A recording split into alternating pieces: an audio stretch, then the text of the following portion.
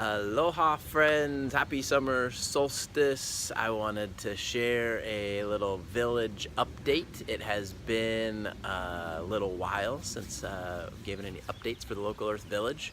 There are currently 5 people living on the land.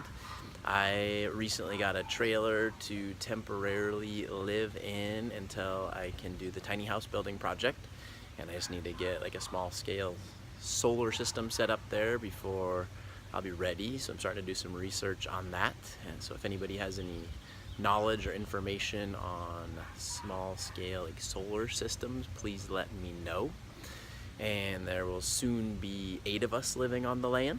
And in the realms of the summer solstice, it has really gotten me thinking, like being part of this village and living much more closely and connected with the land, thinking back to our equinox gathering that we had several months ago, and we all had a great day of planting seeds in the garden, and like seeing now that some of the corn's like, I don't know, 6, 7, 8 feet tall. It's over our heads, and just so many of the plants are thriving, and just seeing the beauty is what has happened in one season. And also the challenges that we've faced with like critters in the garden, of the rabbits and the gophers, and our mission statement being to like support the harmony and well-being of all life. And then these kind of ethical and ideals and philosophical things come up of what these things mean when we put so much time and energy into a garden, and then critters and animals come and eat a bunch of it. And feeling into what happens in nature, like ecosystems balance themselves out. If there get to be too many small animals or rabbits, maybe there becomes more coyotes in an area, or if there becomes more deer in an area, there come more wolves or bears, and things constantly kind of ebb and flow and balance one another out. And a lot of that is based on the food supply in an ecosystem. And so it's been an interesting discussion amongst all of us at the village as to like how we deal with the gophers and the rabbits. And there's various methods of planting companion plants and guild systems where certain plants kind of keep certain animals or insects away. And there's also methods where you plant certain gardens that are actually just for like the critters, and it keeps them away from the other crops that you want. And so there's so many approaches to it. Just sharing with you all a little bit of the situations that we've been dealing with, and wanting to share that once most of us are on the land here soon, we're going to start doing much more frequent videos, probably weekly videos from all different people in the village, just sharing what we're working on, whether it's a composting system or gray water systems or different things in the garden and agriculture.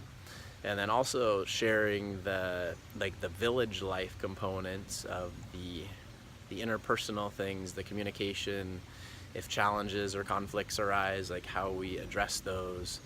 And we're going to be really, the idea is to be really transparent with this process, and like we're a very positive group, and so like we're not going to focus on any drama. Like we're going to share like a lot of the actual things that we're working on towards like creating a more regenerative lifestyle.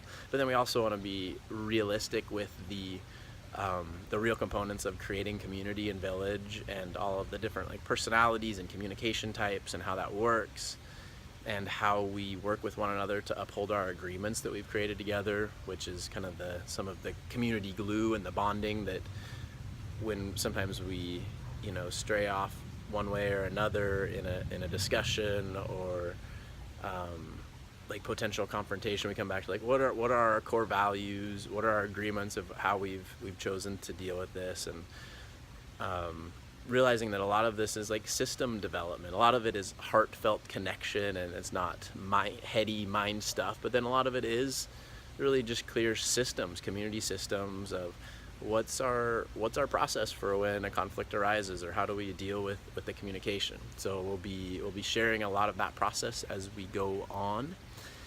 And another component of the summer solstice right now, and just this village project and connecting with the land, really has me thinking about like the seasons and the natural patterns of the planet, and like already thinking about like, okay, like 6 months from now at the winter solstice on the shortest day of the year, what's going to be happening at the village. And we're creating temporary living spaces and community spaces right now until more permanent things can be built.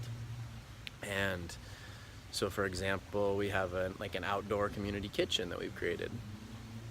And what's that going to be like 6 months from now when it's cold, and what are we going to be doing to keep ourselves warm? And in the realms of like designing structures and what materials we use, how we orient them towards the sun, what the sun path is going to be in the summer and the winter. In the summer, the sun is much more high, in the winter it's low, so you can design your structure so like the sun can enter in and hit thermal mass, and that depends on what type of materials you're building with, and that thermal mass you want to gain heat in the sunny days in a winter time, and so it can radiate it through the evening. And so just all of these things start to really, to me, mean a lot more when the equinoxes come around or the solstices come around, like being in tune with the patterns and the cycles of nature. So that's one thing I'm really grateful about this village project. And I think that's about it for the update right now.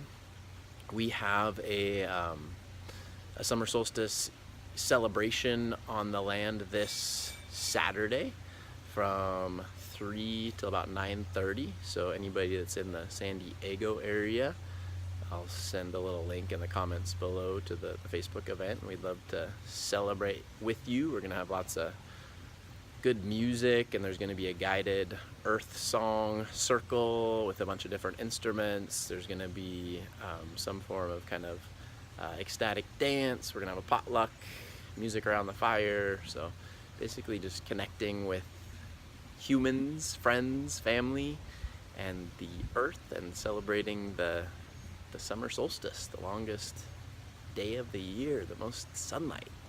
So thank you, sun, for all you share with us. And thank you all. So see you soon. Aloha.